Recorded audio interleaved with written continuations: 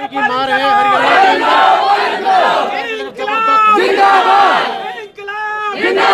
और चोर जुल्म की टक्कर में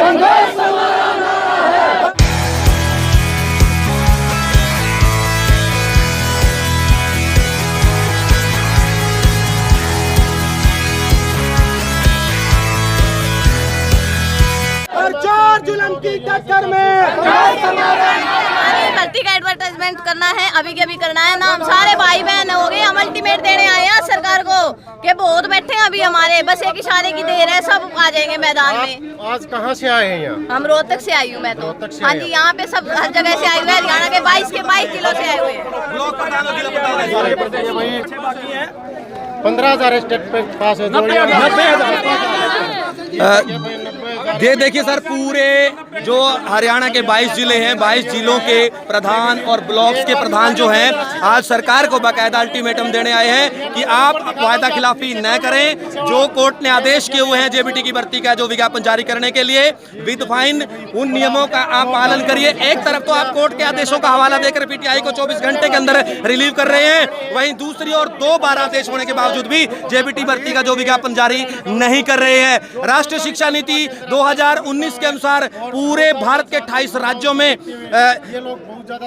जो रेशो है वो 1:25 की है, और आप हरियाणा में तानाशाही रुख अपना करके 1:30 की रेशो कर रहे हैं। तो आप इसका मतलब माननीय प्रधानमंत्री जी नरेंद्र मोदी जी की राष्ट्रीय शिक्षा नीति का भी अपमान कर रहे हैं। और ये आज अल्टीमेटम देने आए हैं पूरे ब्लॉक्स के प्रधान, जिला प्रधान। और यदि सरकार हमारी बातों को नहीं मानती, मांगों को नहीं मानती, तो हम बड़ौदा के 54 गांवों में एकजुट होकर के सरकार की नीतियों का विरोध करेंगे। कोर्ट के आदेश की कॉपियां हैं, घर घर में बांटेंगे। हाँ जी, सरकार हमें कहती है कि बेटी बचाओ बेटी पढ़ाओ। कहाँ बेटी बची हुई है? कहाँ? दर की बेटियां तो धक्के खा रही है। एक अपाहिज लड़की है जो वो भी क्या है, धक्के खा रही है। कहाँ है हमारी सरकार? और वो भी खड़ी है। मैंने तो यहाँ तक कि अपना आर्थिक संकट की वजह से किडनी तक भी प्रधानमंत्री को, राष्ट्रपति को भी परमिशन मांगी हुई है। तो कहाँ पे है हमारी सरकार? हस्बैंड भी हैंडीकैप्ड हैं, ये खुद हैंडीकैप्ड हैं। सरकार एक तरफ तो दावा करती है बेटी बचाओ बेटी पढ़ाओ, और बेटियां बहन बेटियां दर की ठोकरें खाने को मजबूर हो रही है। कैमरे से कहते हैं ये हैंडीकैप है, दर की ठोकरें खाने के लिए मजबूर है। राष्ट्रपति से भी इन्होंने मांग की कि मैं किडनी बेचूं, अपनी हम लोग तो सरकार की बेटियां हैं, नाम आते हैं पढ़े लिखे। गुहार लगाई इन्होंने किडनी बेचने की, क्योंकि बेटा कैंसर पीड़ित है, हस्बैंड दिव्यांग है, खुद दिव्यांग है। कहां से पैसा लेकर के आएंगे? ये 4 बार स्टेट पास है, उम्र जो आयु सीमा है वो पार होने को है। सरकार क्यों रहम नहीं करती है? हस्बैंड बेरोजगार होते हैं, वो एक पैसा लगा के हमारे को जेबीटी कराते हैं, फिर हम स्टेट पास करते हैं और फिर भी घर बैठे हैं। इस पास करने का क्या फायदा है फिर जब तक भर्ती नहीं निकालेंगे? और पोस्ट खाली है आरटीआई में बकायदा। हम जो मौलिक शिक्षा निदेशक एक IAS ऑफिसर हैं, उन्होंने कोर्ट में हल्फनामा दिया है कि हम 20 मई तक आपकी भर्ती का विज्ञापन जो जारी कर देंगे। उसके बाद भी सरकार के सिर पर जूं नहीं रेंगती है, तो कहीं ना कहीं सरकार की वायदा खिलाफी और सरकार की गलत नीतियों के ऊपर ही एक प्रश्न चिन्ह लगा हुआ है। सरकार जवाब दे इस बात का। सरकार हर साल स्टेट तो जारी कर देती है, लाखों करोड़ रुपए उसमें कमा लेती है, लेकिन भर्ती जारी अभी तक नहीं की।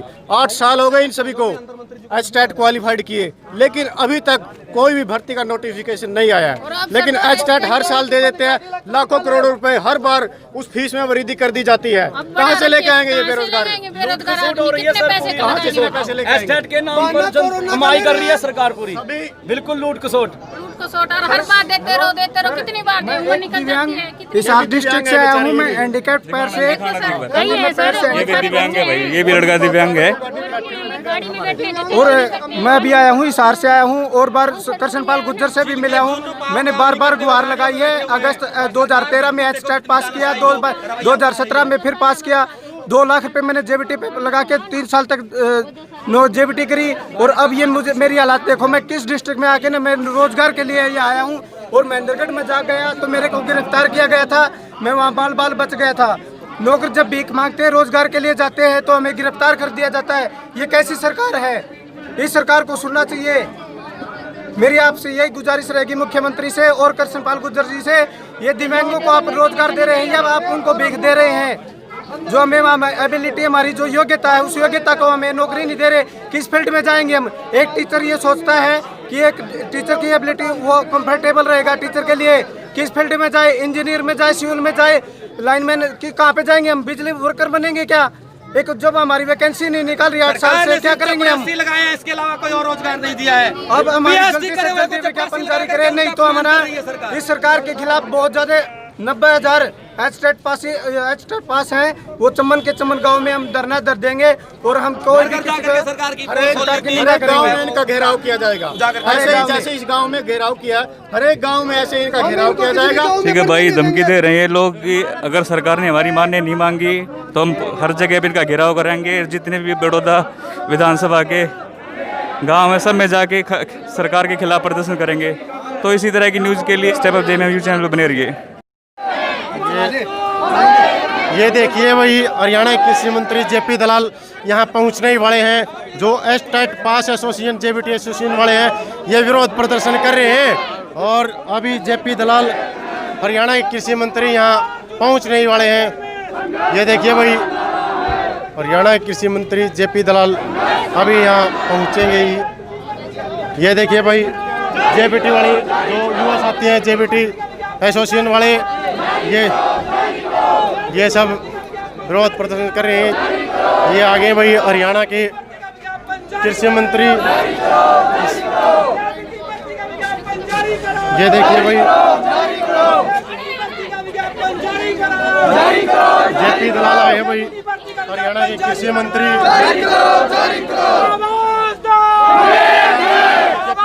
नमस्कार जी, स्वागत है सर।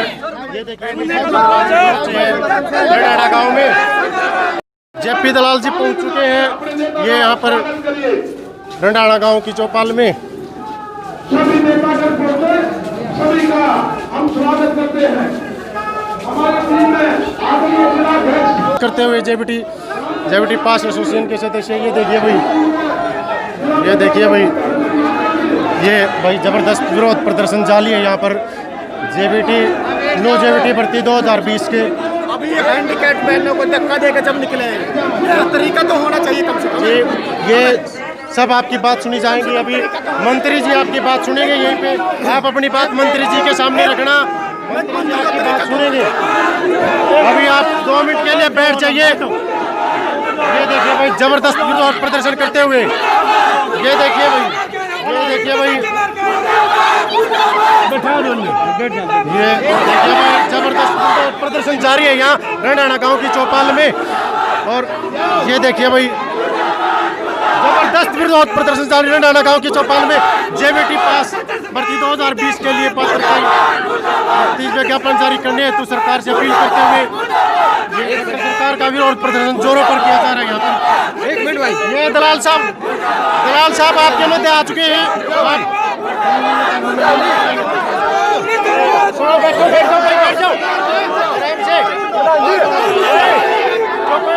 सुनो बात सुन दो दलाल साहब की।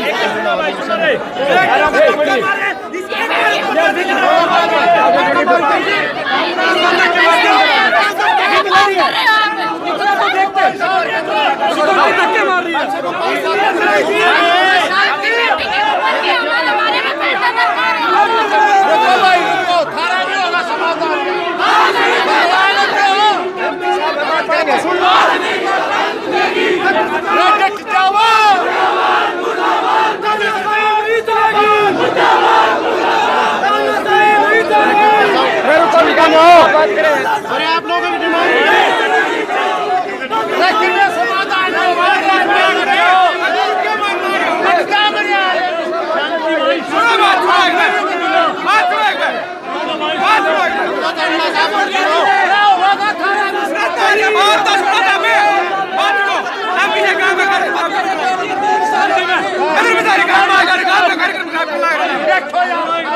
देखिए भाई राज्यसभा सांसद सांगड़ा जी बात रखने के लिए कह रहे हैं, मगर ये लोग नहीं मान रहे हैं। जेबीटी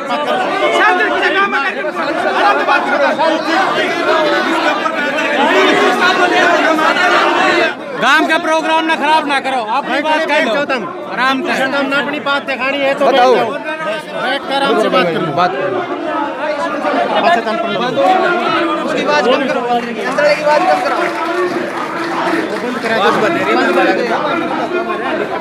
भाई आप टीचर हो,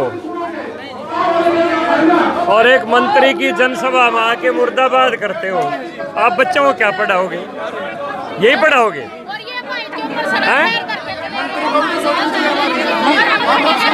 जनसभा में आके आप मुर्दाबाद करते हो, यही पढ़ाओगे बच्चों को? मंत्री जी आते हैं, हैंडीकैप को देखते नहीं, पाँव रख के चले जाते हैं, पाँव रख के चले जाते हैं ऊपर से। अपनी बात कहो, लोकतांत्रिक तरीका है अपनी बात कहने का। बात कहो अपनी। 8 साल से 3 साल हो गए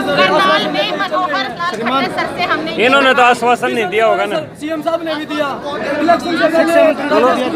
हाँ तो यहाँ ना तो शिक्षा मंत्री है ना सीएम है यहाँ पर। सर आप ही शिक्षा मंत्री, आप इसी में हमारी आवाज उठाओ सर। हम बेरोजगार बंदे हैं, तंग हो चुके हैं। तो एक तरीका तो होता है ना, बिल्कुल कहीं जाके मुर्दाबाद करना तो कोई तरीका नहीं। सबको पता है नई शिक्षा नीति के तहत तमाम देश में सरकारी स्कूलों की पोजीशन को सुधारना है। शिक्षा के प्राइवेटाइजेशन को ख़त्म करके सरकार इसको पब्लिक सेक्टर के अंदर लाके और तमाम तबकों को, चाहे कोई गरीब है चाहे अमीर है, समान शिक्षा और समान चिकित्सा, इन दोनों की तरफ देश बढ़ रहा है। समझ गए? और इस नई पॉलिसी के तहत सब सारी स्कूलों की पोजीशन को सुधारना है और नई भर्तियां भी करनी है। लेकिन आप पेशेंस नहीं रखोगे और इस तरह से लोकतंत्र में अपना अधिकार का दुरुपयोग करोगे, मुर्दाबाद और वो करोगे, तो ये कोई समस्या है तो उसको सौहार्दपूर्ण तरीके से बैठ के हम उसका ज्ञापन लेने को तैयार हैं, उसकी विचार करने को तैयार हैं, उसकी समस्या दूर करने को तैयार हैं। लेकिन जब आप पहले ही मुर्दाबाद के नारे लगाओगे तो इससे हमेशा हो जाता है कि आप किसी के भेजे हुए हो, आपका कोई राजनीतिक एजेंडा है, आपका प्रोग्राम खराब करने का मतलब है, आप ये राजनीतिक बोला बन के इस हल्के का खराब कर रहे हो, हल्के का नुकसान कर रहे हो, काम का नुकसान कर रहे हो, इससे काम का नुकसान होगा। जहाँ तक बेरोजगारी की समस्या है, अकेले जेबीटी बेरोजगार नहीं है भाई, बीएड भी बेरोजगार हैं, इंजीनियरिंग करने वाले भी बेरोजगार हैं, बीटेक किए हुए, एमटेक किए हुए, एमबीए किए हुए लाखों बेरोजगार हैं इस देश में। और ये बेरोजगारी बीजेपी ने नहीं दी, ये बीजेपी ने नहीं दी थी बेरोजगारी। सबसे पहले उसकी सोचो शिक्षा व्यवस्था खराब की थी, जिन्हें बेरोजगारों की फौज तैयार करके छोड़ दी। आपके ऊपर अधिकार है हमारा, इसलिए आपको लगता है मैं क्या पढ़े लिखे आदमी को ऐसे नारेबाजी करते हैं। हम जो आप लोगों के बच्चे हैं, पर्चा किसके पास जाएगी? राजा के पास ही जाओगे जो बता दे इसको। 95 पोस्ट खाली है, जी एडवर्टाइज करें तो फाइल तैयार पड़ी है, मुख्यमंत्री के हस्ताक्षर बाकी है और हम तो आपके साथ कंधे से कंधा मिला करके ले चलने के लिए तैयार। आप हमारे ये विधानसभा के बहुत बढ़िया। मैं आपको आज कह देता हूँ, कोर्ट के ऑर्डर दे दिए, 1 मिनट पास कोर्ट के 2 बार आदेश हो चुके हैं। बताऊँ मुझे पता चलूंगा मैं क्या कर सकता हूँ, जो कर सकता हूँ मैं बता दूंगा। ये कोर्ट के ऑर्डर सारी डिटेल्स के साथ आरटीआई में पोस्ट मुझे इसकी जानकारी मुझे बिल्कुल नहीं पता उम्र जारी लग रही है सर, इसके पास तो कितनी बार भी कर लेंगे, पर सर एक लिमिट भी तो होती है सर, ये किसी लिमिट